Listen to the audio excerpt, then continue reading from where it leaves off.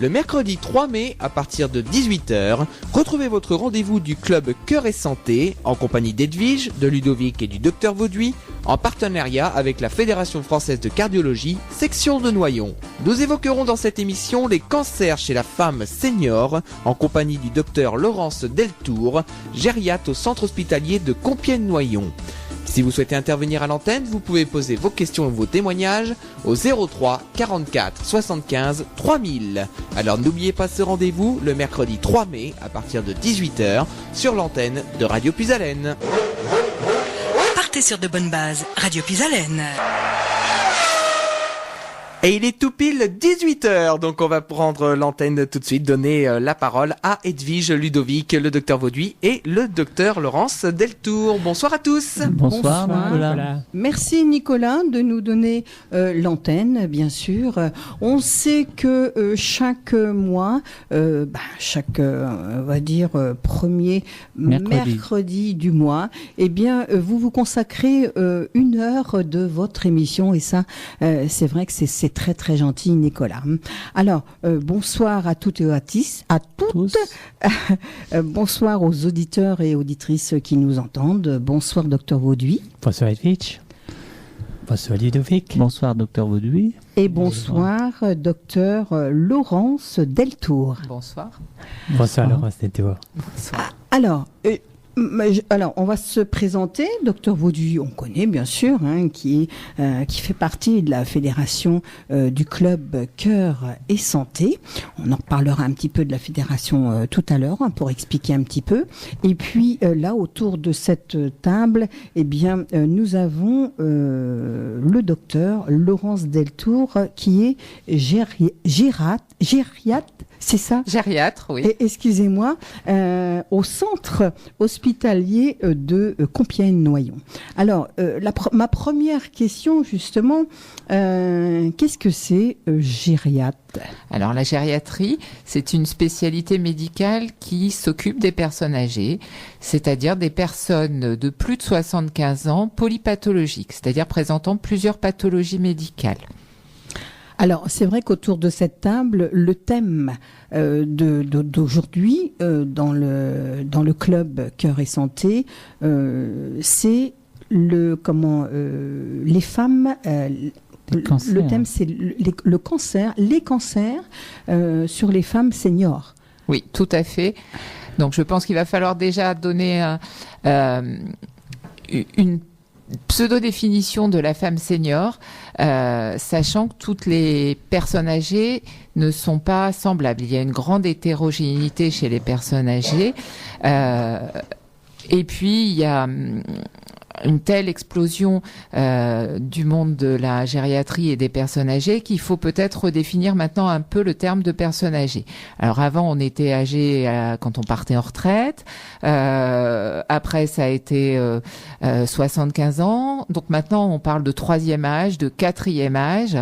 Et en fait, la gériatrie vise à évaluer les fragilités, tous les syndromes qui sont liés au vieillissement et qui font que les personnes âgées sont toutes plus différentes les unes que les autres. Et c'est là où il faut essayer de cibler cette population.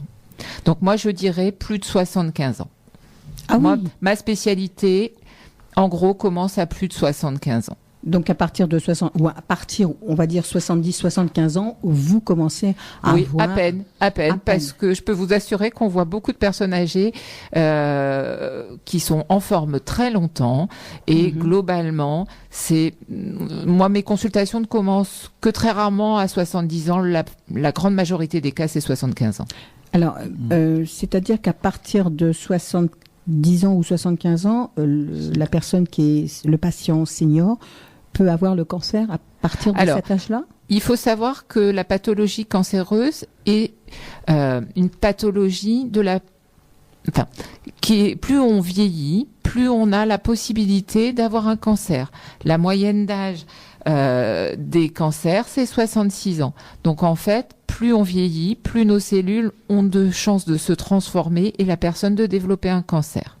Donc, il faut rester très en alerte par rapport à ça. C'est tout un travail d'éducation, de sensibilisation de la personne âgée qui, autrefois, on avait tendance à se dire bon, je suis un peu fatigué, je maigris, c'est parce que je vieillis. Il faut rester en alerte et bien donner des signaux, des drapeaux rouges à toutes les personnes pour que la prévention continue. Alors, tu as une consultation à l'hôpital. Alors, moi, j'assure 2 voire 3 consultations par semaine d'oncogériatrie. Alors, l'oncogériatrie, c'est la cancérogériatrie. C'est-à-dire que je suis gériatre et j'ai fait une formation en cancérologie pour travailler justement à l'oncogériatrie. Alors, je vais peut-être préciser un peu ce qu'est l'oncogériatrie. Oui. L'oncogériatrie, c'est l'interface entre l'oncologue, qui est le cancérologue, et le gériatre. Alors, cette interface vise à évaluer de façon globale toutes les personnes âgées de plus de 75 ans. Ça a été une politique nationale, en gros, avec les plans cancer. Là, actuellement, on est au 3e plan cancer 2014-2019. Faut savoir que dans le 2e plan cancer, il était clairement demandé de développer tout ce qui était unité de coordination en oncogériatrie, ce qu'on appelle les UCOG.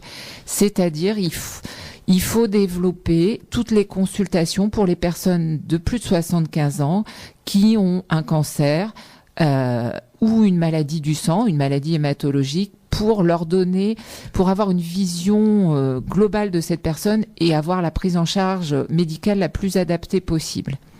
Et que chaque personne puisse avoir une prise en charge adaptée. Alors, c'est vrai que vous dites à partir de 75 ans, qu'est-ce qui se passe si, par exemple, j'ai 60 ans et que je viens chez vous ? Alors, vous viendrez pas chez moi, vous verrez le cancérologue. C'est le cancérologue qui va vous recevoir. Alors, pour dépister, parce que globalement, à partir de quand, c'est pas à partir de quel âge, parce que globalement, je dirais qu'entre 70 et 75 ans, ça peut se discuter. Avant, ça ne se discute pas, c'est le cancérologue qui gère son patient. Le cancérologue a à sa disposition un test qui permet de mieux cibler quelle personne il va envoyer chez le gériatre, parce le gériatre n'a pas la possibilité de recevoir tout le monde et tout le monde n'a pas besoin du gériatre non plus. Il faut dépister les critères de fragilité de la personne âgée qui vont faire dire cette personne-là, elle a un intérêt à avoir une consultation avec un oncogériatre qui va dépister ses fragilités.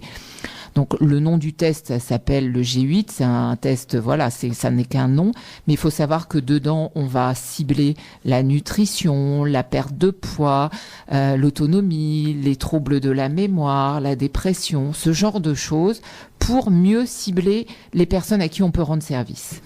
Ce sont ces pathologies-là, ces signes-là que tu qualifies de... fragilité. Oui, est-ce tout que c'est à bien fait. Ça oui. Alors, le terme de fragilité chez la personne âgée est un terme assez à la mode actuellement, où justement on essaie de dépister à l'intérieur de la population ces critères de fragilité qui sont très établis. Il y a des grilles où on va trouver une vitesse de marche ralentie, une perte de poids, une fatigue. Enfin voilà, c'est des exemples de choses qui permettent de dépister les personnes dans la population générale pour justement améliorer leur prise en charge et qu'elles n'arrivent pas à l'hôpital. Enfin, là, on dévie un petit peu du sujet, mais les grands items pour l'avenir, c'est ça, dépister là. On parle même de pré-fragilité maintenant pour justement, comme on sait il va y avoir une explosion démographique du nombre de personnes âgées dans la société, il faut éviter que les personnes arrivent à l'hôpital. Donc en fait, il faut essayer de travailler en amont sur des critères de pré-fragilité, puis après de fragilité, avant d'arriver à ce qu'on appelle les syndromes gériatriques. Dans les syndromes gériatriques, par exemple, vous mettez les troubles de la marche et de l'équilibre, la dénutrition qui est très fréquente chez la personne âgée, l'incontinence, les pertes d'autonomie. Ça, c'est nos grands items qu'on traque. Moi, c'est ce que je traque dans chaque consultation. Parce que, par exemple, en oncogériatrie, le but est de traiter les gens. On a longtemps sous-estimé ou sous-traité les gens. Et je pense qu'il faut traiter, mais il faut bien canaliser pour que les personnes puissent avoir un traitement adapté et leur rendre service à domicile. S'il faut mettre des aides en place, si on met des compléments nutritionnels oraux, on traque l'entourage, est-ce qu'il faut une aide à la toilette, enfin voilà, ça c'est vraiment mon quotidien pour rendre service. Alors après, dans l'oncogériatrie, il va falloir aussi, dans cette évaluation globale, le cancérologue va me dire, j'aimerais mettre en place tel traitement. T'en penses quoi?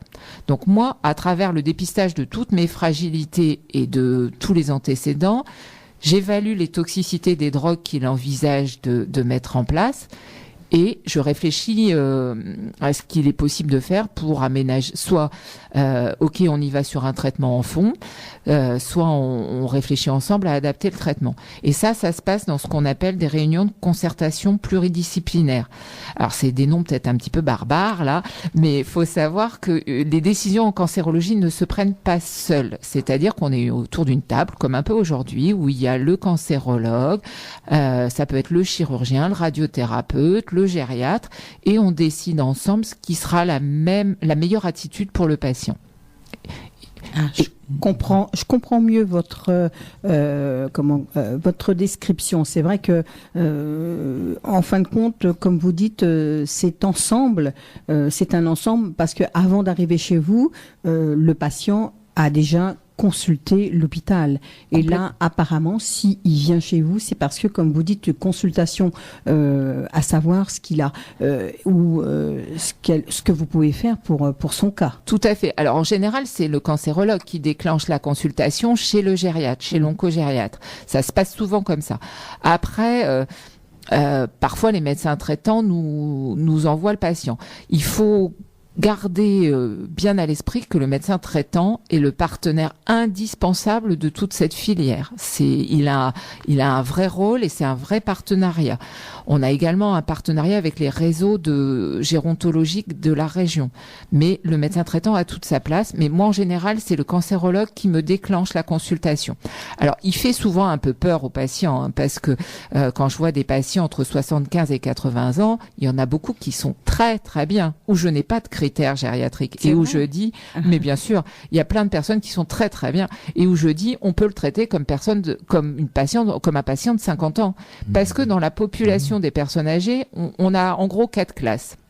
On a ce qu'on appelle les patients robustes, qui ont un vieillissement harmonieux, chez qui on va proposer un traitement à l'identique d'une personne plus jeune. On a le patient qu'on sent vulnérable, qu'on appelle vulnérable, donc qui a des antécédents qui sont un petit peu plus chargés, où il y a un risque, souvent c'est la nutrition le risque, hein, où on pêche, et où on a parfois une petite perte d'autonomie sur ce qu'on appelle les activités instrumentales. Alors, les activités instrumentales de la vie quotidienne, alors ça peut paraître aussi compliqué, mais ça l'est pas du tout. C'est, est-ce qu'on sait prendre ses médicaments tout seul? Est-ce qu'on sait téléphoner? Est-ce qu'on arrive à gérer son budget? Est-ce qu'on conduit encore? Ou est-ce qu'on prend les transports en commun? Vous voyez, c'est assez Alors, certains vous diront, l'oncogériatrie, c'est une médecine d'échelle et de grille. Alors c'est vrai qu'on se sert d'échelle et de grille, mais après on a une vision, on réfléchit quoi. En fait, le gériatre essaie de synthétiser par rapport à tout ça. Donc on revient sur notre classification. Donc on est dans la personne fragile. Après on va avoir la personne vulnérable. Non, attendez, je me suis trompée. On a la personne vulnérable. Après on passe à la personne fragile, donc où on a un peu plus de fragilité que la classification, que la classe d'avant. Et après on a la patient gravataire chez qui on ne proposera pas de traitement curatif ou actif, si vous voulez. On passera sur une attitude palliative, de soins de confort, où il n'est pas question que la personne ait mal, où il n'est pas question que la personne soit abandonnée à son propre sort, mais on aura une attitude beaucoup plus douce. C'est-à-dire que moi, je dirais, les personnes que je rencontre au quotidien, c'est les personnes vulnérables et les personnes fragiles. Parce que c'est là où on doit réfléchir à ce qu'on peut faire pour aider. La personne qui a un vieillissement harmonieux, qui est robuste, on lui proposera pas de suivi gériatrique. La personne qui est, entre guillemets, grabataire à un stade très avancé de la maladie, il faudra, moi je la confierai à mes collègues des soins palliatifs pour un accompagnement. Moi, mes principales catégories de personnes sont les personnes vulnérables et les personnes fragiles. C'est là où j'ai tout un rôle à jouer. D'accord. Donc vous dites justement que c'est souvent chez les femmes à partir de 75 ans. Est-ce qu'il serait plus sûr de faire un contrôle automatique? Alors, le problème en France, c'est que le dépistage s'arrête à 74 ans. Donc de 50 à 74 ans pour les cancers, alors on va prendre celui le plus fréquent, le cancer du sein, hein, on propose des dépistages réguliers. À 74 ans, tout s'arrête. Et c'est là où je pense que le médecin traitant a un vrai rôle à jouer, c'est-à-dire que lui cible dans sa population de personnes âgées les personnes chez qui il y a un intérêt à continuer les dépistages, à continuer à faire des mammographies régulières. Voilà. Mais ça, c'est des messages que les médecins traitants connaissent bien. C'est la politique de santé publique actuelle, c'est ça s'arrête à 74 ans. Mais je pense qu'il faut continuer en fonction de l'état clinique de la patiente, là, de la personne âgée. Alors, je rebondis sur vous. C'est vrai que vous dites 74 ans, ça veut dire 75, 76, 77 jusqu'à 80, 90 ans. Le patient ne sait plus comment... si ça s'arrête à 74 ans, le patient... Alors, c'est vrai qu'on dit que c'est vieux, c'est pas vieux, mais la personne, elle est là, le patient est là. Alors, je vais vous dire, les personnes âgées, là, en ce moment, moi, celles que je vois en consultation, elles font Internet. Il y en a plein comme ça. Donc, en fait, je pense que la date de 75 ans devient de plus en plus... Moi, je vais vous dire, la majorité des patients que je vois, enfin, pour qui j'ai une utilité, ont au moins 80 ans. Au moins. Et les 85 ans...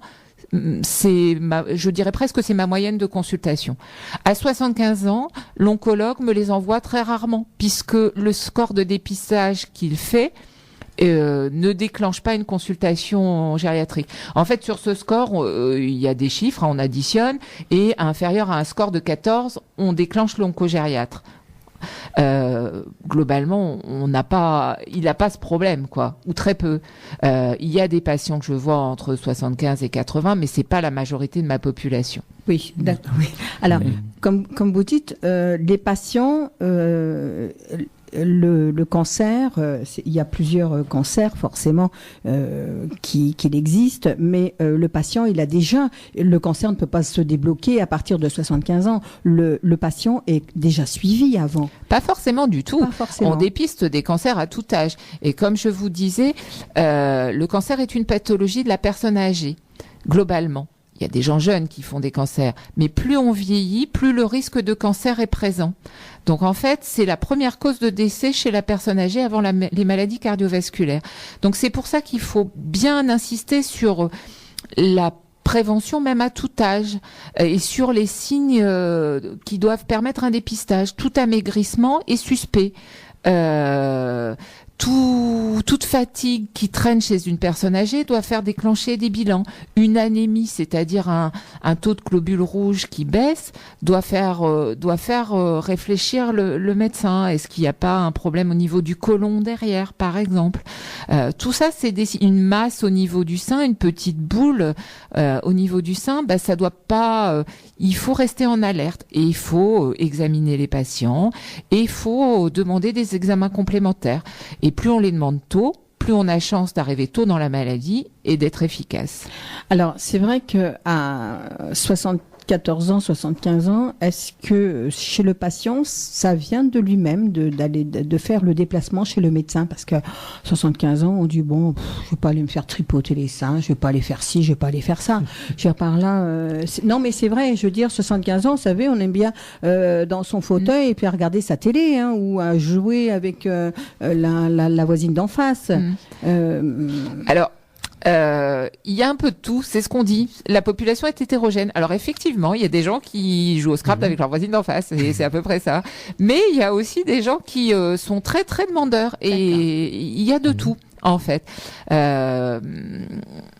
Je pense que après les patients vont chez leur médecin traitant régulièrement quand même, ne serait-ce que pour faire renouveler leur ordonnance et se faire contrôler la tension, examiner.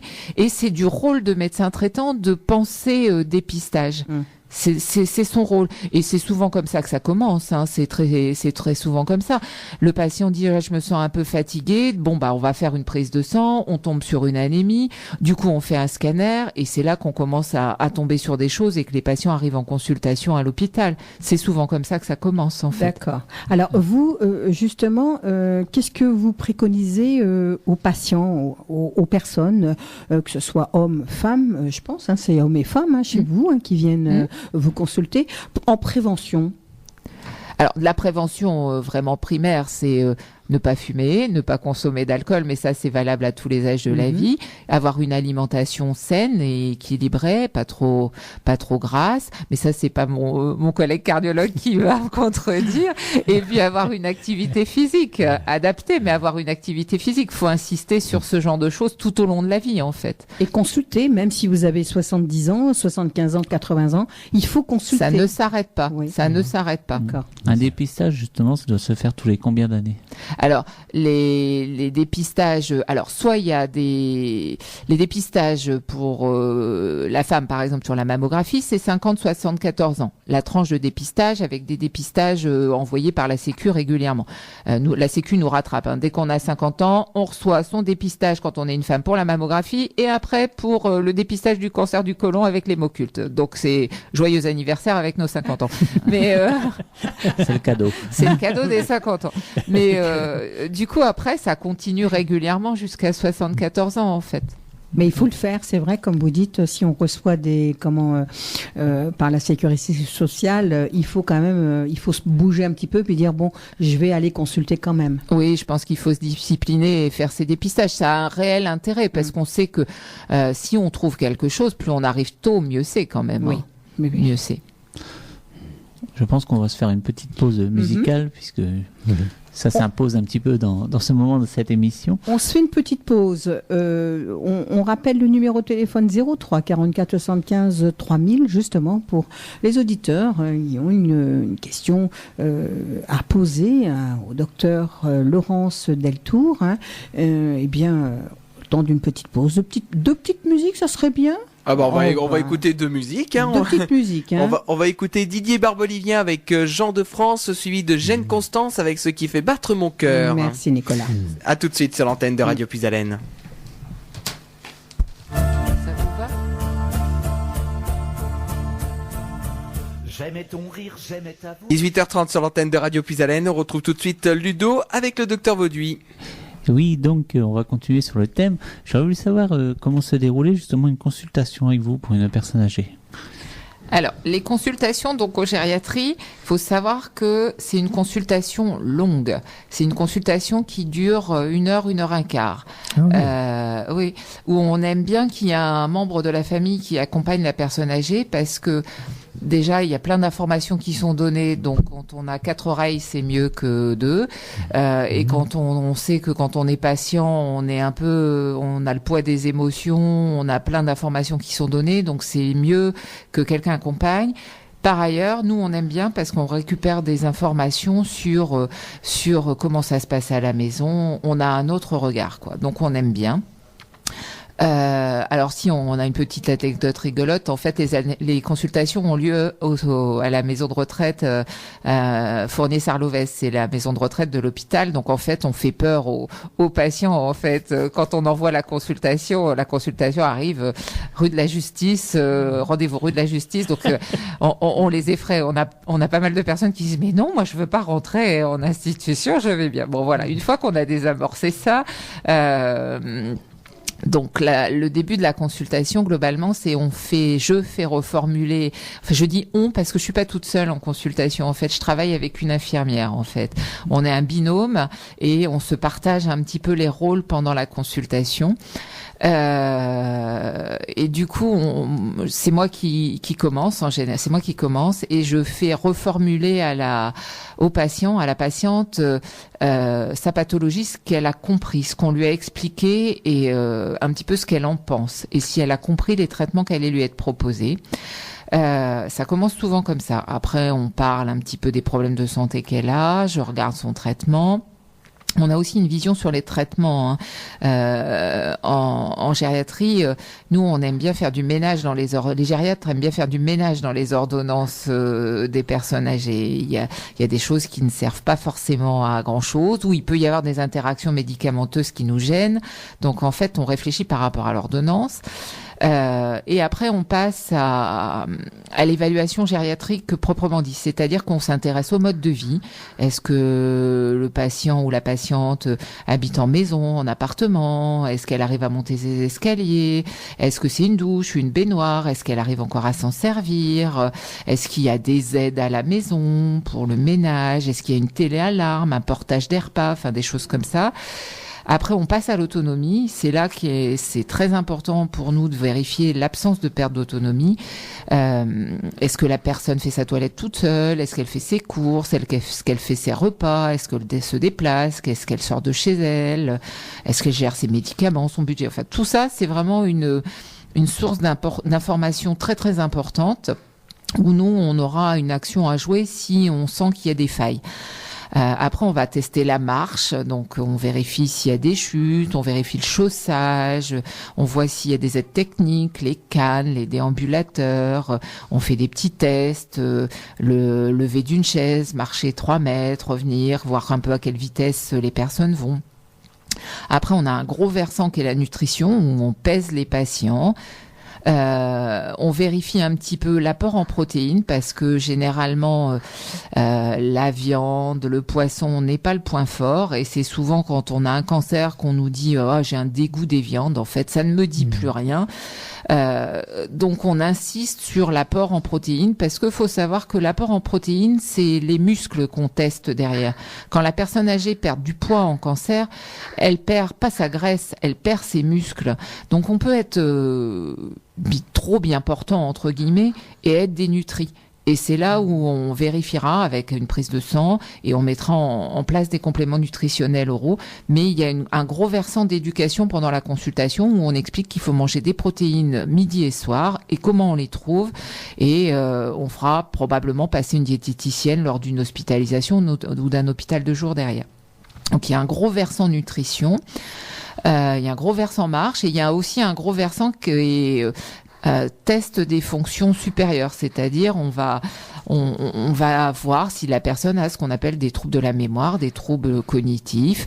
Est-ce qu'elle sait nous retracer son parcours de vie? On fait des petits tests de mémoire sur l'orientation. Donc ça, c'est une partie aussi, parce que on sait très bien que quand on a des tests de la mémoire, on va oublier des troubles de la mémoire, on va oublier ses rendez-vous et il faudra canaliser un peu tout ça avec des personnes aidantes, soit un membre de la famille. Voilà, faudra qu'on réfléchisse derrière à une organisation. Après, on a ce qu'on appelle les fonctions sensorielles, c'est-à-dire l'audition et la vision. Est-ce que la personne lit bien? Parce que si on a des gros troubles de la vision, comment on fait pour lire une ordonnance, par exemple? Voilà, on se pose ce genre de questions. Après, il y a le versant examen clinique qui est important aussi. Il y a le versant, ce qu'on appelle classification, où on va parler justement personnes robustes, vulnérables, fragiles.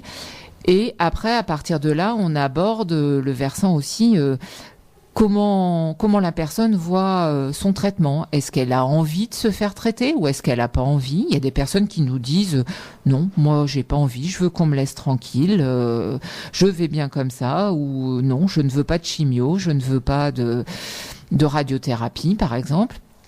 Et à partir de là, on va faire une synthèse, nous. On a une classification qui s'appelle OMS où on voit un peu où en est la personne, à quel stade en est la personne. Par exemple, nous, on est OMS 0, tout va bien pour nous. Quand on est OMS 4, ça veut dire qu'on ne pourra pas recevoir de traitement, c'est trop compliqué. Des traitements de chimiothérapie, ça ne sera pas possible.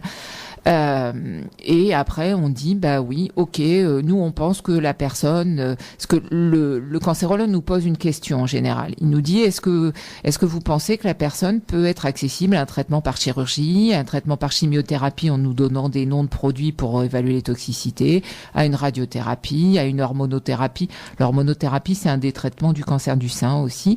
Et nous on essaie de répondre au mieux qu'on peut à ces questions-là en fait.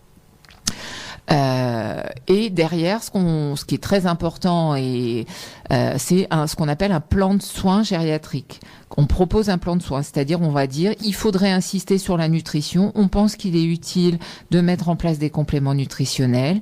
On pense qu'il faut des aides à la maison parce que ça va être trop compliqué. Donc peut-être une aide à la toilette, au ménage pendant un temps donné.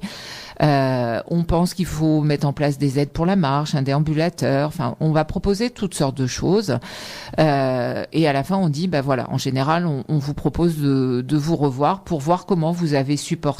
Parce qu'après, la personne revoit le cancérologue, le traitement est décidé, ça démarre. Et en général, on refait un point à 3 mois pour vérifier comment tout se passe. Voilà, c'est comme ça le déroulé d'une consultation, ce qui explique que ça dure quand même très longtemps. Oui. Alors, Oui. justement, on parlait des aides à la maison. Qui fait les démarches? Que c'est la personne âgée? Est-ce que c'est vous qui... Alors, c'est pas nous, mais on donne des numéros de téléphone. On a une fiche aussi où on prend les coordonnées de la personne, on la met en contact avec l'assistante sociale.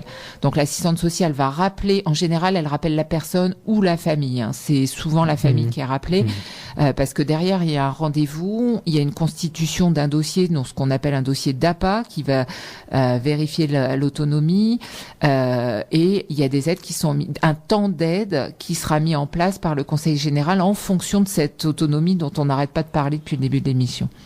D'accord. Oui. Alors là, docteur Laurence Dentour, tu revois la patiente quand Oui. même. Oui. Alors, sauf les personnes où je pense qui sont très très bien, je ne repropose pas systématiquement un rendez-vous de consultation. Mais la majorité des consultations, je les suis à 2 à 3 mois. Ou alors, on essaie de passer aussi c'est plutôt l'infirmière qui repasse pendant les hôpitaux de jour où la personne reçoit sa chimiothérapie pour vérifier en cours de traitement que tout va bien. Donc, actuellement, il y a un réseau. Oui. D'infirmières qui vont à domicile. Non. Alors oui, Non. c'est le réseau gérontologique, c'est le lien avec le réseau gérontologique en fait. Alors il arrive régulièrement que lors des consultations, on propose aux patients un suivi par le réseau gérontologique pour justement essayer de mieux évaluer ce qui se passe à la maison. Alors cette demande au réseau se fait en accord avec le médecin traitant. Nous, on la propose, elle ne peut être validée que par le médecin traitant. Mais bon, en général, ça se fait tout seul, hein, mais c'est le médecin traitant qui reste le maillon fort et qui aura pour correspondant le réseau. Alors, il arrive aussi que le réseau nous appelle sur des situations un peu difficiles à la maison, après accord du médecin traitant, pour qu'on reçoive les patients plus rapidement en consultation. D'accord. Je vous propose qu'on se réécoute 2 petites musiques pour les auditeurs. On rappelle le numéro de téléphone 03 44 75 30 00. Si vous avez une question, n'hésitez pas. On sera ravis. Les médecins ici présents seront ravis de vous répondre, parce que c'est pas moi qui le fera pour eux. Je vais avoir du mal. Oui, ce sera plutôt les médecins qui vont donner la réponse. Hein. Exactement. Alors, on va écouter tout de suite Indila avec Dernière Danse, suivi de Zao avec le titre Bonne Nouvelle. Et je pense qu'entre les deux, on écoutera l'annonce de notre partenaire de la Fédération Française de Cardiologie, section de Noyon, pour les marches nordiques. C'est ce soir, je crois. C'est ce soir à partir de 19h. À partir de 19h, tout à fait, ils vont marcher un petit peu. Donc, et je crois, et il me semble que Edwige et toi, vous allez peut-être faire prochainement une démarche. On va se rendre sur place prochainement, effectivement, un mercredi soir, avec l'invitation du docteur Vauduit qui nous a proposé de se joindre à cette marche. Donc, on est en train de regarder ça, pourquoi pas mercredi prochain, mais on fera ça, c'est prévu. C'est prévu qu'on aille effectivement sur place. Eh ben, ce sera l'occasion justement de découvrir cette activité. Tout de suite, c'est Indila sur l'antenne de Radio Puisalène.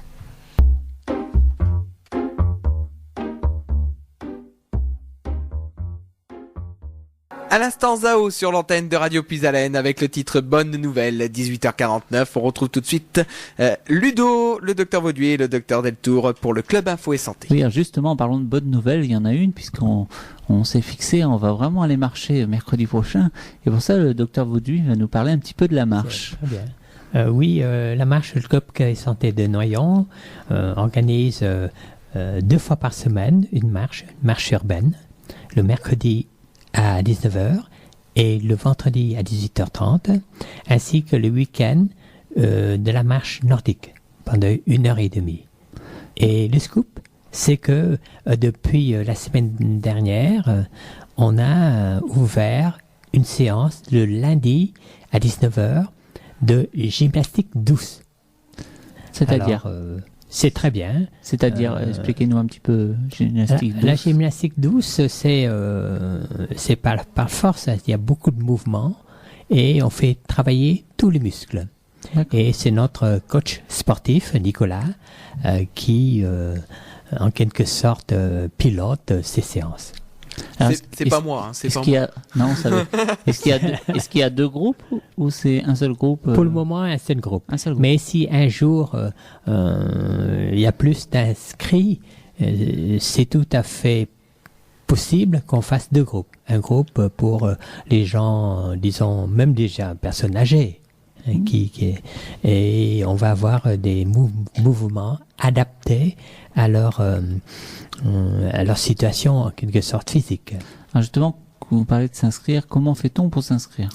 Vous téléphonez, je n'ai pas mis mon téléphone là, vous téléphonez et puis notre présidente va vous donner toutes les coordonnées d'inscription, les horaires déjà. Mais si tout à l'heure, Dr Laurence Dentour a dit que les personnes âgées font de l'Internet, sur l'Internet, ils peuvent aller sur notre site Cœur et Santé Noyon et ils ont toutes les coordonnées et le programme des activités. D'accord. Et marcher est très bon pour la santé, on va le rappeler. Marcher est très bon pour la santé. C'est indispensable pour la santé. Donc voilà, pour bien vieillir, il faut marcher. Oui. C'est le Il faut de secret peut-être. l'activité. C'est le Oui. secret. Oui.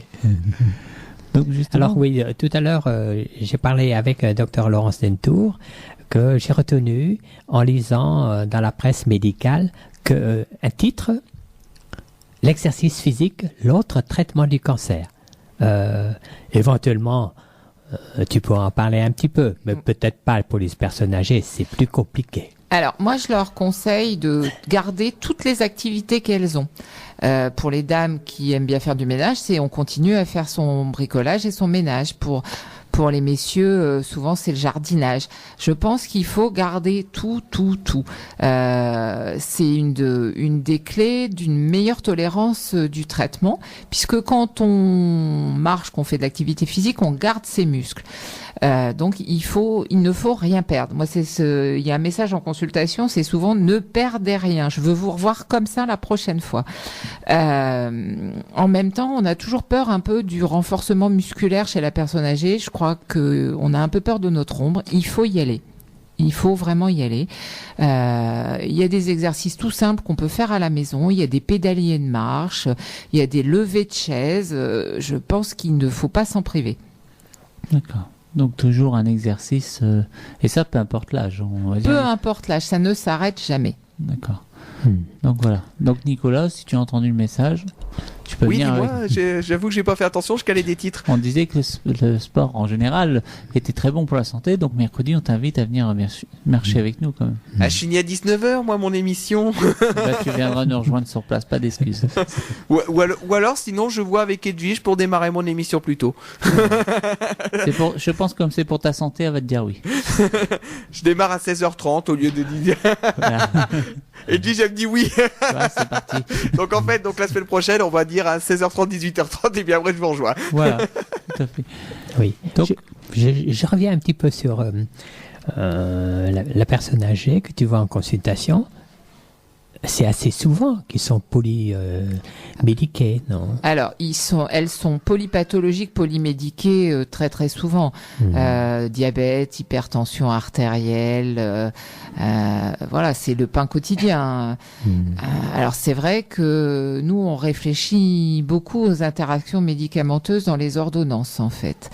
On aime bien enlever des médicaments, les gériatres aiment bien enlever des médicaments. Il y a aussi tout un côté qui est en train de se développer, mais qui est pas assez réfléchi, c'est interaction entre drogue de chimiothérapie et traitement habituel des patients. Il y a des voies métaboliques qui méritent d'être réfléchies et explorées, qu'on connaît pas assez, et c'est là où il y a des travaux qui sont en cours avec des pharmaciens pour justement qu'on teste des interactions ou des effets indésirables qui pourraient être provoqués entre les médicaments. Puisqu'on sait aussi qu'à partir d'un certain nombre de médicaments, on sait plus bien trop ce qui se passe, quoi. Donc, je pense qu'il y a des ordonnances à creuser et il faudra creuser aussi les toxicités et l'interaction toxicité des drogues de chimiothérapie et médicaments, traitements habituels pour adapter les traitements au mieux. D'accord. Donc, autre chose là, à part les cancers liés au sexe, de l'utérus, des seins chez les femmes, est-ce qu'il y a une grande différence de cancer chez les hommes et les femmes? Par exemple, cancer de l'estomac ou cancer de l'intestin? Alors, l'ordre des cancers chez la femme, en priorité, c'est le sein, après c'est le côlon, après c'est le poumon. Chez l'homme, c'est prostate, côlon, poumon. Après, c'est un peu mélangé. Il y a aussi, il faut quand même pas qu'on oublie, c'est les maladies hématologiques, en fait. Tout ce qui est myélome, lymphome, a quand même une large... on en voit beaucoup, quoi. On en voit beaucoup. Après, le tabac, avec l'évolution des mœurs, on va voir de plus en plus de dames qui auront des cancers du poumon. L'alcool et le retentissement sur le cancer de l'œsophage, c'est encore, c'est plutôt masculin encore, quand même. Et les cancers ORL sont quand même plus masculins, mais c'est des pathologies que moi je vois peu, puisqu'elles touchent une population qui est plus jeune que la population que je suis amenée à voir quand même en général. Donc ça tombe bien qu'on parle du tabac, parce qu'ici il y en a beaucoup qui fument. Donc c'est bien de... Je ne citerai pas de nom, n'est-ce pas? Mais c'est bien de rappeler que c'est très mauvais pour la santé et que ça joue apparemment sur plusieurs cancers en général. Tout à fait. C'est pas spécialement le cancer des poumons. Non, puis après il y a l'association tabac-alcool n'est pas une association rare, donc il faut travailler là-dessus pour faire de la prévention.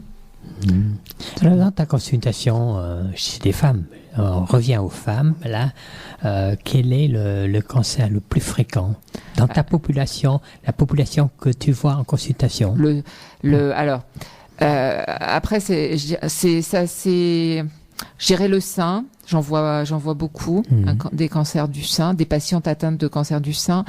Mais comme je travaille beaucoup avec les chirurgiens viscéraux et les gastro-entérologues, en fait, j'ai un fort adressage de cancer du côlon, enfin de pathologie néoplasique au niveau du côlon.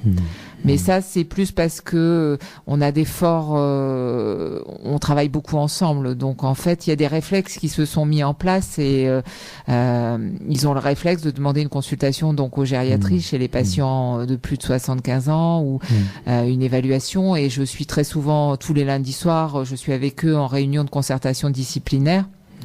Parce que je peux pas être dans toutes les réunions de concertation pluridisciplinaire, mais celle du lundi soir, j'y vais très très souvent et du coup, voilà, on a une habitude de travail et du coup, la vie des uns et des autres existe réellement, quoi. Il y a un vrai partenariat. Alors, tout à l'heure, justement, vous disiez que vous aimez bien enlever des médicaments. Est-ce que ça effraie pas justement les personnes âgées? Si, ça effraie un peu. Alors il y a un peu les deux, parce que la nouvelle mode est de se dire aussi oh là là, on a trop de médicaments, faut un peu en enlever. Mais on sait que dès qu'on touche à un médicament, c'est ah non pas celui-là, quoi. C'est un peu ça, je pense. C'est un peu ça. Mon cardiologue a dit. Ouais, voilà. Bon, alors après on a aussi le cas de figure inverse, où il faudrait des traitements. Je pense par exemple. Les traitements anticoagulants ou l'arythmie où tout n'est pas forcément traité et on aurait un bénéfice à traiter justement.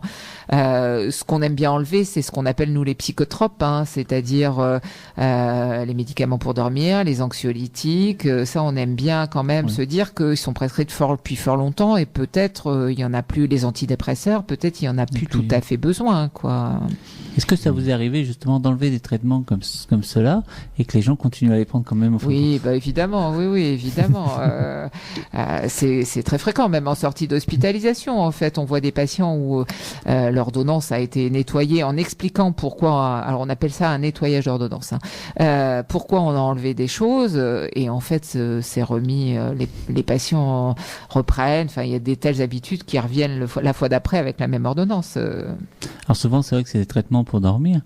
arriver à un certain âge, est-ce que justement on peut leur donner une activité à faire pour éliminer ces médicaments, puis mieux dormir? Est-ce qu'il y a des choses à éviter de faire, par exemple, avant d'aller dormir? Des choses à éviter de faire, oui et non. Enfin, ça va rester de façon basique. Je dirais que le manque d'activité, la personne qui va dormir dans la journée, qui va faire des siestes importantes, qui ne va pas avoir d'activité physique du tout, forcément, elle va moins ressentir. Déjà, quand on est âgé, on a quand même on dort quand même moins longtemps, et le manque d'activité physique peut favoriser les insomnies. Ça, c'est pas rare. Après, l'autre arrière-pensée, moi je préfère une personne qui dort moins à une personne qui chute parce qu'elle a pris un traitement pour dormir. C'est dans ce sens-là qu'on aime bien nettoyer les ordonnances. C'est pas pour dire il y a trop de médicaments, c'est que les psychotropes, on sait que ça fait tomber. Donc en fait, quand on tombe, l'arrière-pensée c'est le col du fémur. Enfin, vous voyez, là on extrapole un petit peu de notre domaine, mais c'est à tout ça qu'on pense. Quand il y a plusieurs traitements antihypertenseurs, ok, c'est souvent justifié parce qu'on a une hypertension qui est difficile à contrôler. Mais au bout d'un moment, il faut aussi se poser la question, est-ce que si on en enlève un, si la personne est hospitalisée plusieurs fois pour des chutes, il faut réfléchir en bénéfice-risque. En gériatrie, on parle souvent de bénéfice-risque à mettre un traitement ou à l'enlever. C'est dans ce sens-là qu'on réfléchit. D'accord. Donc une personne peut tout à fait avoir un traitement sur longue durée et se dire par elle-même, en fin de compte, là j'en ai pas besoin, je le prends pas. Parce que c'est tout aussi bien. C'est pas parce qu'on a un traitement longue durée pour dormir qu'on est obligé de le prendre tout le temps. Non, alors ça s'arrête pas comme ça. Et c'est pas je pense que ce n'est pas la personne qui le décide seule. Les traitements ne se décident pas seuls.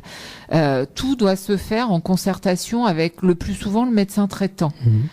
Qui va conseiller et qui va dire on va essayer d'arrêter celui-là, par exemple on essaie d'arrêter un médicament pour dormir, ou à revenir à des posologies de personnes âgées, parce qu'il y a des posologies qui sont trop fortes pour la personne âgée, mais il faut espacer 1 jour sur 2, 1 jour sur 3. On n'arrête jamais un traitement brutalement. Et la personne, il ne faut surtout pas que les patients arrêtent d'eux-mêmes leur traitement. C'est en concertation avec le médecin traitant ou les médecins que les personnes vont rencontrer. D'accord, c'est bon à savoir. Donc, je sais pas, docteur, vous avez peut-être une question? Oui. Tout ça, tout ce système, ce réseau, c'est relativement récent. Oui, c'est relativement récent. Alors, c'est ce que je disais tout à l'heure. Les plans cancer, l'oncogériatrie a démarré réellement avec le 2e plan cancer. Là, on est au 3e. Le 2e s'est arrêté en 2014. Là, on est 2014-2019. On est au 3e plan cancer. Le 2e plan cancer a permis la mise en place de ce qu'on appelait les unités de coordination en oncogériatrie. Alors, les sigles, c'est UCOG, par exemple. Nous, on dépend de l'UCOG Picardie, qui existe toujours, même avec les fusions des régions. En fait, le Nord-Pas-de-Calais et la Picardie ont gardé chacun leur UCOG pour l'instant, même si on a des réunions de travail communes. Ça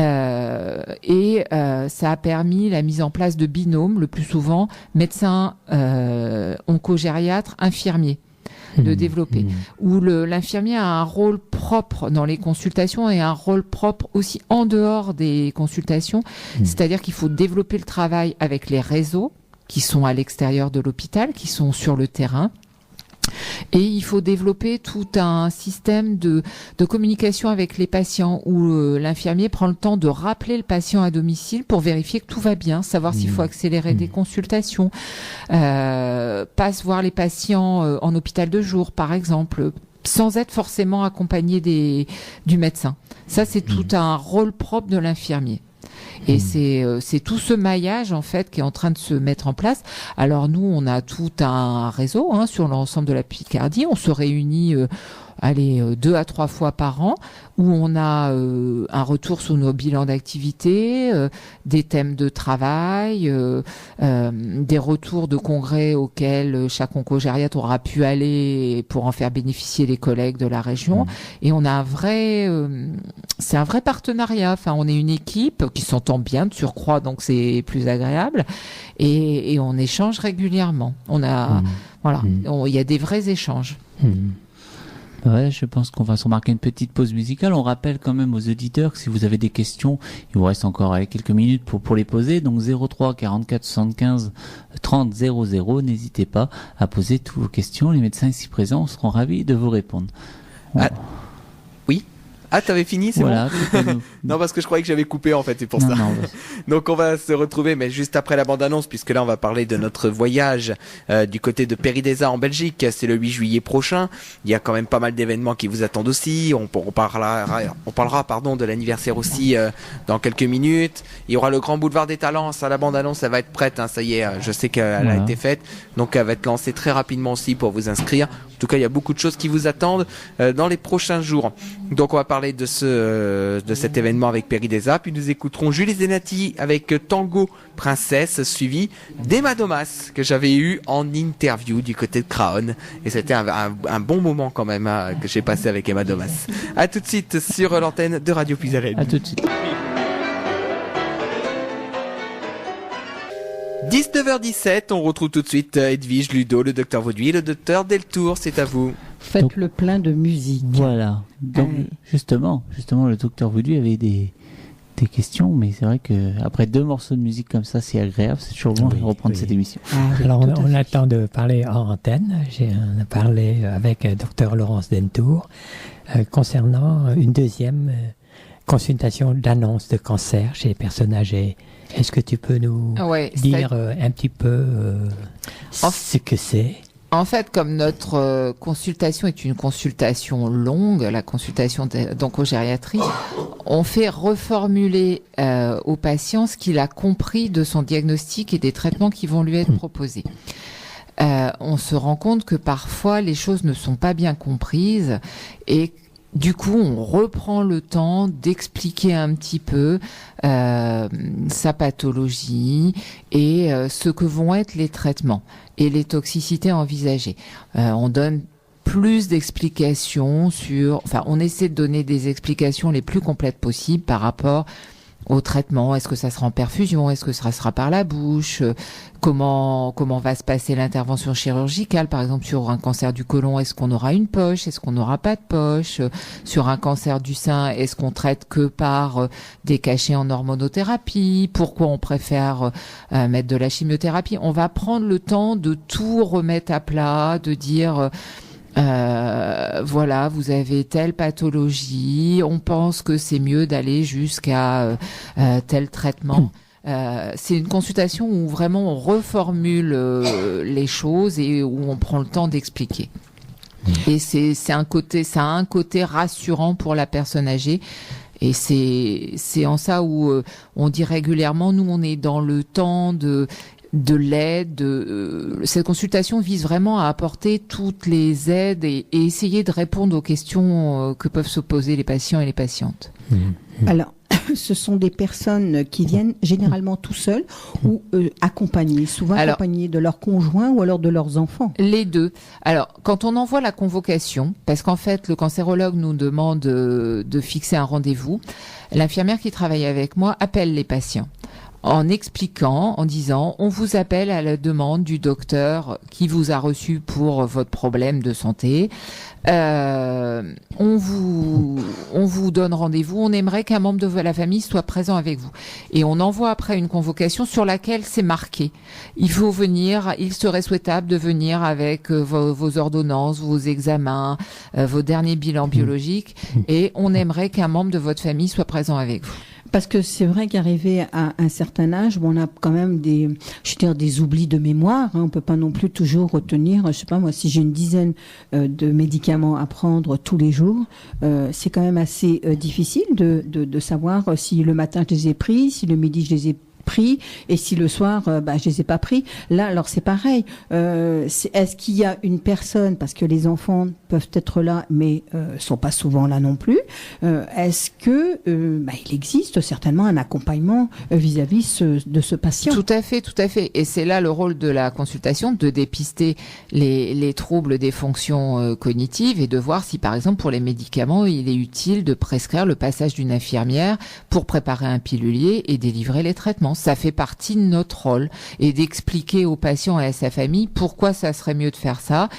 pour éviter les erreurs et les arrivées inopportunes à l'hôpital sur des accidents de prise de médicaments. C'est déjà arrivé ce genre Oui, c'est très fréquent, oui, ça arrive, oui. D'accord, Ça donc arrive. vous rassurez le patient avec votre deuxième, on va dire, diagnostic. On essaie de faire passer des messages. Le but de la consultation est d'essayer de travailler dans la bienveillance tout le temps pour faire passer des messages qui sont parfois un petit peu difficiles. C'est difficile de mettre en place des aides à la maison.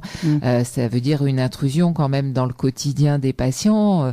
Et il faut le faire accepter en douceur. Notre but, c'est ça. Quand il y a besoin, il faut expliquer pourquoi on aimerait bien le faire. C'est pas toujours possible à la première consultation. C'est pour ça qu'on y retravaille, on en rediscute. Après, la famille travaille, en reparle en dehors de la consultation.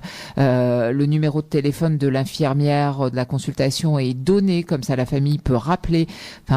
Moi je donne pas forcément le mien parce que sinon c'est vrai que c'est compliqué de répondre tout le temps aux appels, mais donc en fait l'infirmière est le maillon relais avec les patients à l'extérieur et après on travaille ensemble, voir si on peut travailler à la mise en place d'aide ou s'il faut revoir les patients plus rapidement. On travaille à tout ça. Mais je pense que vous-même, lorsque le patient vient vous voir, vous-même, vous voyez tout de suite ce qu'il lui faut au patient. Vous le voyez tout de suite. On voit assez rapidement. Voilà. On voit assez rapidement. On sent assez rapidement les choses. Voilà. Et là, ce qui fait, c'est que vous mettez aussi assez rapidement les choses qui doivent être mises en place. On essaie. C'est pas toujours possible. C'est pas toujours bien accepté. Je pense qu'il y a aussi un temps d'acceptation des choses. C'est ce qu'on disait. C'est difficile d'accepter que des personnes viennent vous faire votre toilette. Parfois, c'est vécu comme une intrusion. Après, on a aussi les personnes âgées disent, ou souvent le conjoint de la personne qui a besoin d'aide dit. J'en ai un peu assez, je suis plus chez moi, il y a tout le temps quelqu'un qui passe. Entre la toilette, le portage des repas, le kiné, l'infirmière pour les médicaments, on nous dit mais ça va bien quoi, il y a tout le temps quelqu'un. Oui, mais ils savent très bien, les patients, que c'est pour leur bien aussi. Complètement. Mais ça se fait toujours. Après, parfois, ça se discute, quoi. Ça prend un petit peu de temps. D'une consultation sur l'autre, ça mûrit, quoi. Alors, c'est ce que je dis, c'est un petit peu votre rôle, c'est un petit peu le rôle de l'infirmière, mais c'est un petit peu beaucoup même le rôle des enfants aussi. Oui, alors après, c'est sûr que les enfants sont une aide importante dans cette chaîne. Après, la société actuelle a évolué et parfois c'est compliqué d'avoir un aidant. Souvent c'est le cas, c'est le cas. Mais après c'est à nous de trouver d'autres solutions quand on se rencontre qu'il y a un réel isolement social. Dans les évaluations gériatriques, moi il y a une ligne de mon évaluation. À la fin de mon évaluation, je fais une synthèse et il y a une ligne bon environnement familial. Ou isolement social important. D'accord. Et ça fait partie, c'est un critère de fragilité, un isolement social important. Parce qu'une personne qui a un cancer, qui va avoir un traitement, qui va avoir des effets secondaires post-chimiothérapie à la maison, si elle vomit, qu'elle a la diarrhée, qu'elle se déshydrate, par exemple, si le conjoint se rend compte que ça va de moins en moins bien, il va pouvoir tirer sonnette d'alarme. La personne pourra peut-être, mais elle peut pas toujours. Et c'est en ça où il faut avoir vraiment notre œil et de faire attention à tout ça en consultation. D'accord. Alors, c'est vrai que maintenant, il existe quand même des structures qui sont quand même assez importantes pour recevoir le patient. Et c'est quand même des bonnes structures aussi. Le patient, il est vraiment... Moi, ce que je dis à la consultation, à la fin de la consultation, c'est... à la fin d'une première consultation. Si vous le souhaitez... On a fait aujourd'hui une photographie de votre état de santé général, de la situation. Si vous le souhaitez... nous sommes là pour vous aider dans la durée. C'est un accompagnement qui ne s'arrête pas. Si vous le souhaitez, il faut l'adhésion des personnes et de leur famille. Mais il n'est pas question qu'une personne reste seule dans la nature avec ses problèmes. Ouais. Normalement, il y a beaucoup de maillons. Il y a le maillon du médecin traitant, il y a notre maillon, il y a le cancérologue, il y a les réseaux. Enfin, normalement, on a un panel de choses à notre disposition pour pouvoir aider les personnes. C'est notre mission. D'accord. Alors, le cancer, c'est une affection de longue durée. Je pense que tout est pris en charge par la sécurité sociale. Oui. Il y a globalement des bonnes prises en charge. Oui. Oui. Ça pose pas de problème. Ça pose pas de problème. Non, c'est pour rassurer la famille. Oui. Non, globalement, ça pose pas de problème, ça.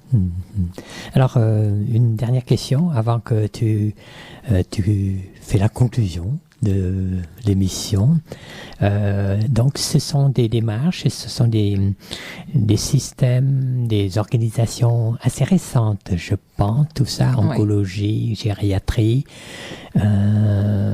Et est-ce qu'il y a des recherches quel est dans les modalités de ce que vous pouvez faire, que vous avez déjà fait peut-être? C'est tout récent, effectivement, et c'est la recherche clinique en gériatrie est quelque chose qui devrait se développer, qui est pas assez développé actuellement, puisque la majorité des recherches cliniques s'arrêtent à 60 ans, des essais.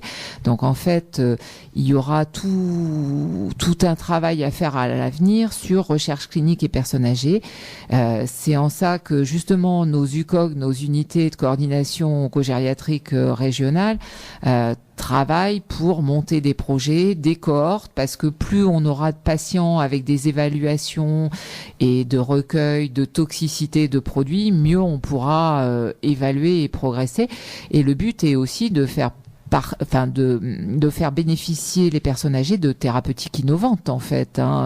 La recherche clinique sur le cancer et voilà, c'est quelque chose en plein essor, ça bouge tout le temps, et il faut qu'il y ait des essais pour que les personnes âgées puissent en bénéficier secondairement, quoi.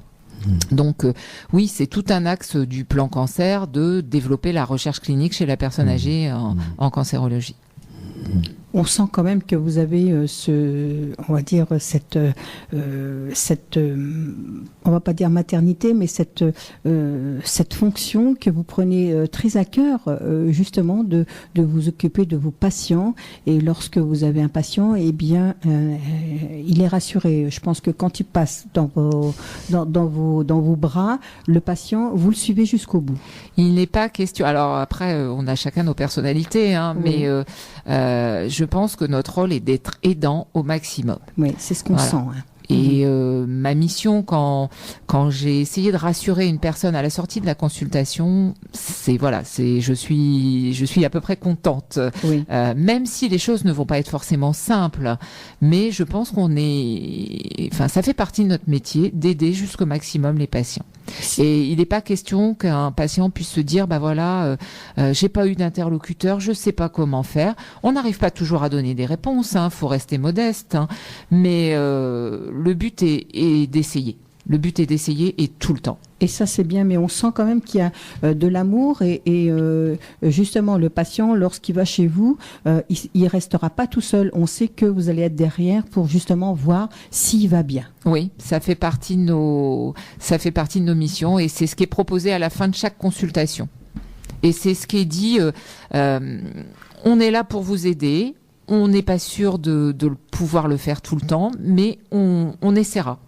Donc le téléphone de notre infirmière est donné tout le temps et les familles, c'est souvent les familles qui appellent pour avoir des informations sur comment on peut faire dans tel cas. L'intervention s'est passée comme ça. Est-ce que vous pensez... on rassure. On est là pour... Si au moins on arrive à ce message-là, c'est pas suffisant sur nos fonctions, mais c'est une grosse partie c'est une partie importante à mes yeux et l'infirmière qui travaille avec moi travaille depuis... on est ça fait 1 an et demi qu'on est ensemble. C'est vraiment des choses, des valeurs importantes qui sont diffusées dans nos consultations et ça faisait partie des messages importants que je lui ai délivrés quand on a commencé à travailler ensemble. Et c'est bien, c'est vrai que le relationnel, de parler à la personne, de rassurer, il y a encore plein de choses qui fait que moi je trouve que c'est le patient. Il se sent bien c'est important. Voilà, c'est très important. Alors, ce qui a un autre revers, c'est que vous comprendrez que consultation longue, quand j'annonce mon nombre de consultations par demi-journée, il n'est pas élevé. C'est-à-dire que je fais 3, voire 4 consultations par demi-journée. Après, en écoute, on a besoin aussi de se ressourcer un petit peu. C'est vrai. On fait en moyenne 3 à 4 consultations par demi-journée. Pas plus. Le mot de la fin, donc, c'est vous, docteur Laurence Deltour, qui avez le mot de la fin. Qu'est-ce que vous souhaitez? Alors moi, ce que je voudrais dire, c'est que l'oncogériatrie ne doit pas faire peur. Le mot gériatrie fait souvent peur, et je pense qu'il faut dédramatiser un peu ça. Il faut se dire que c'est une approche qui doit aider à une prise en charge globale pour adapter au mieux les traitements chez la personne âgée dans une attitude d'aide, de bienveillance. On est là pour rendre service au maximum. On est là pour traiter. Il y a une maladie derrière qui est souvent méchante. On est là pour se dire, est-ce que je propose le meilleur service au patient en proposant ce traitement et en l'accompagnant. L'accompagnement reste le maître mot. Et il faut bien évaluer, il faut pas hésiter à mettre en place des choses pour aider au quotidien à domicile, pour aider les familles. Et il faut tout le temps avoir cette idée-là. Et cette consultation doit se dire, on réfléchit aux toxicités des drogues, aux meilleurs services rendus aux patients, parce que le but, c'est la guérison, la rémission, et le maître mot, c'est qualité de vie derrière, et c'est maintien de l'autonomie. C'est vraiment notre fil conducteur en consultation. Je pense que là, vous avez tout dit, Oui. c'est vrai. J'étais un peu bavarde. Non, c'est très bien parce que on a très bien compris votre message. Et ça, c'est très important pour le patient. Comme vous dites, vous avez un mot qui est fort, mais dans la douceur et de l'autre côté, ça veut bien dire accompagnement. C'est vrai, c'est ce qu'on retient un petit peu. Accompagnement du patient, l'aider dans toutes ses fonctions, dans tout ce qu'il demande. Le patient est au cœur de sa prise en charge. Oui. Il doit rester acteur de sa prise en charge. Nous, on est là pour l'aider, l'accompagner et essayer de lui rendre le meilleur service possible sur sa pathologie. Enfin, ça reste aussi Bien Mais sûr. c'est l'acteur de sa prise en charge et rien ne pourra se faire sans le patient. Donc c'est pour ça qu'il faut vraiment le mettre au cœur des choses et formuler de façon claire les choses aussi. Oui. Voilà, les choses peuvent être difficiles parfois, mais il faut que le patient travaille. Il faut qu'on travaille ensemble. Oui. Et ça, c'est un maître mot indispensable. Alors, avec votre patient, mais aussi avec toute votre équipe qui est derrière. Complètement. Rien ne se fait seul, jamais. Exactement. Merci, docteur Laurence Deltour, qui, on va rappeler un petit peu, vous êtes à Compiègne-et-Noyon, vous êtes dans les deux services? Je travaille sur le site de Compiègne. Je D'accord. suis exclusivement sur le site de Compiègne. Je travaille en consultation, par le biais de consultation et par le biais aussi d'évaluation dans les services quand les patients sont hospitalisés. Merci. Je fais une petite publicité. Oh voyons. Oui. Docteur Vaudy. Non, le mois prochain, le premier mercredi du mois prochain, je ne sais plus le combien, là, ce sera le docteur Hubert Frégnac, qui est médecin généraliste à Noyon, qui va venir nous parler des descentes d'organes chez la femme. Alors, ce sera la dernière émission de l'année et la dernière émission sur les femmes que nous organisons cette année. Donc ça sera Alors, le mercredi 7 juin. Mercredi 7 juin, Voilà. 18h, Radio Pisalène.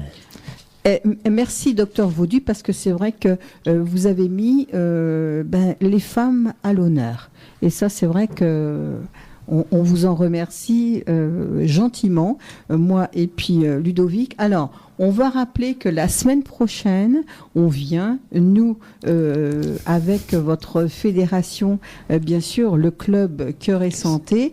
Alors, on est à plusieurs, y aller. On va se faire une petite marche. Alors, expliquez-nous un petit peu, fédération, depuis combien de temps on va faire un petit peu la publicité justement sur votre fédération, le club Cœur et Santé. Alors, le club Cœur et Santé de Noyon fait partie de la Fédération française de cardiologie. Et la Fédération française de cardiologie a 4 directives générales. D'abord, accompagner les cardiaques, ceux qui en sont déjà malades. Accompagner les bien portants pour qu'ils ne deviennent pas malades. Troisièmement, contribuer à la recherche médicale en cardiologie. Et quatrièmement, former les gestes qui sauvent. telle est nos 4 missions principales. Principale mission. Alors, on peut adhérer à votre association, à votre fédération, au club. donc on adhère. Alors là, vous étiez en train de me dire tout à l'heure, hors antenne, c'est vrai qu'il y a une nouvelle chose qui s'est faite dans votre association. C'est la gymnastique douce, la gym douce.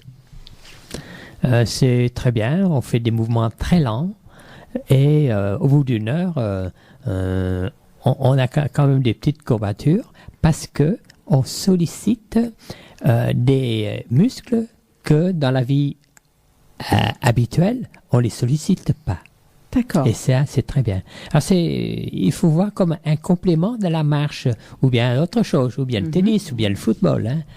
C'est-à-dire que en complément, ce sont les mouvements statiques de musculation, disons.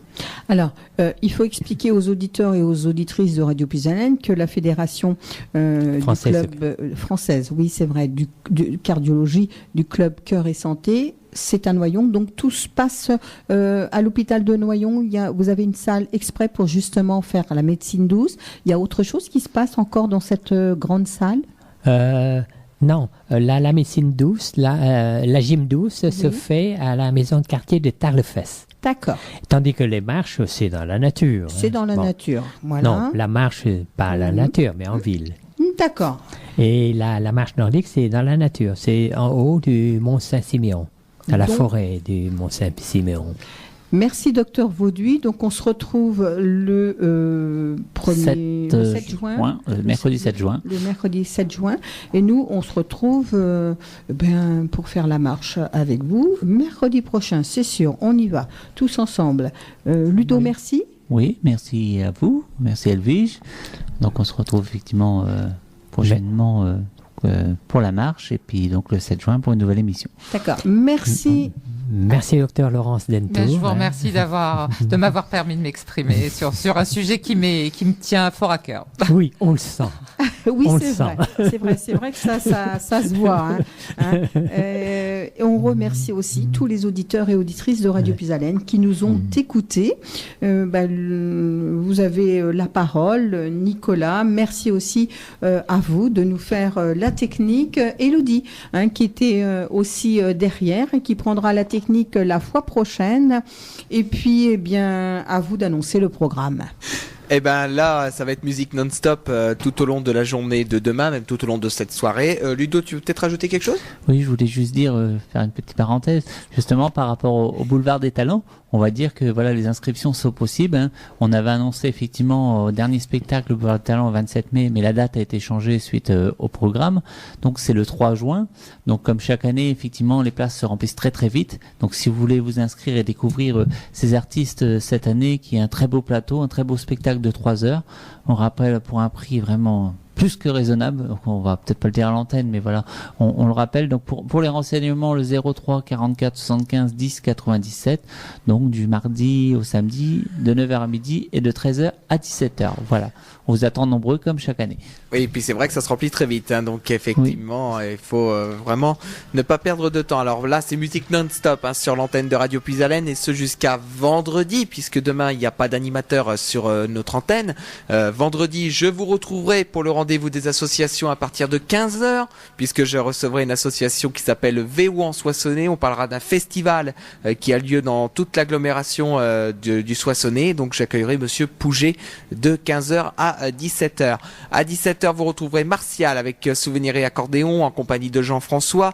Ils auront un duo d'ailleurs qui seront dans les studios. C'est le duo Tony et Isabelle qui sera dans les studios de Radio Puisalène pour présenter leur tout nouvel album.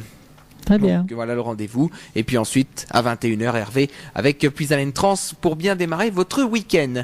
Je vous rappelle que cette émission est à retrouver sur notre chaîne YouTube Radio Puisalène. Vous retrouvez toutes les émissions à thème, les interviews également.